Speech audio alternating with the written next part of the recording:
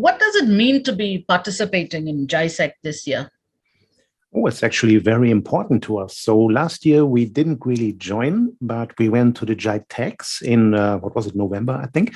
And it was such a success that we couldn't miss the GISEC now, right?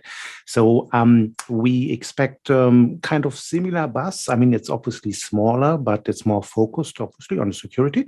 So we expect a similar good outcome. And it's always great for us to be on site, to be in the Middle East, and I love the food, so that's one reason for me. Absolutely. Now, what products or solutions will you be showcasing at the event? So basically, we are able to show our whole portfolio. So if anyone wants to see any tool from SolarWinds, so I can show it. But obviously, the focus, as it's a security conference, being on our security tools. So primarily, we would be talking about access rights manager and security and event manager. So basically, tools to monitor, like a SIEM solution, and to make sure that all the permissions within an Active Directory environment are conform and secured, basically. Now, how have cyber attacks evolved? Are there different approaches used now that were not prevalent before the pandemic? And will the nature of vulnerabilities evolve continuously? Well, I think it's quite obvious that we see an increase in ransomware attacks as there are frameworks available in the dark web for a couple of $100, so everyone can buy it and try their luck with attacking some victim.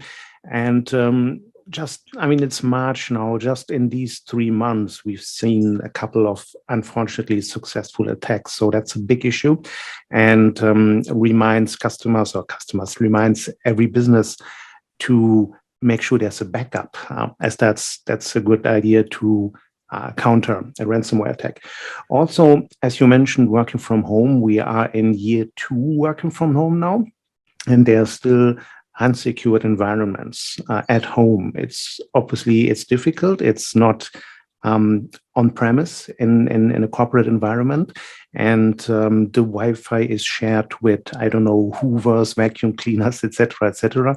So it's not a secure environment, which is a challenge for IT teams.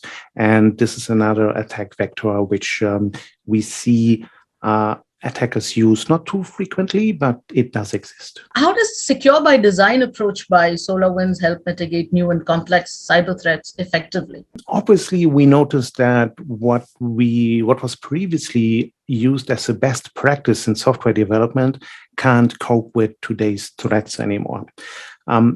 So we learned it the hard way, unfortunately. So considering the issue that happened in December 2020, and we used this to reflect on our own security posture. So Secure by Design is our initiative to secure a full development cycle. And basically what we do is we have independent development pipelines. So if one would get compromised, we would actually see based on the references that something isn't working out as expected. And we have lots of documentation on that outside, and we share it with other developers. We use a lot of open source software because that is basically the only way where we can guarantee that the code which we use is still the same as it's supposed to be, right? And basically, it's the first time for us that we are actively using open source software. So we're also giving back to the community. We help them developing their tools. We actually use something which is in use by Google and IBM too for their software development process. What's going to be the main security focus or trend in 2022? I would say we see more and more of machine learning and AI features, right? Because the amount of so if an attack is happening, there will be millions of logs produced by security appliances, etc., etc. And that is definitely too much for humans to understand or to respond in a timely manner.